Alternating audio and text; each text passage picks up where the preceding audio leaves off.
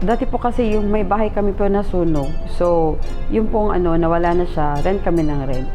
So, yung pong nag-offer ng pabahay, malaki po talagang tulong kasi may bahay na kami sarili. Sa akin ng langit, biyaya ko. Mahirap po talaga kumuha ng bahay sa ibang kasi meron silang mga collateral, ganyan. At saka mahirap talaga may income requirement.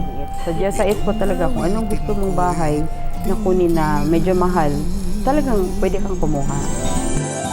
Parang kailan lang ang mga pangarap ko'y kay Talaga siya, 6%. And then, madali lang siyang i-deduct. So, madali din siyang approval. Siguro mga less than 1 month na approve na.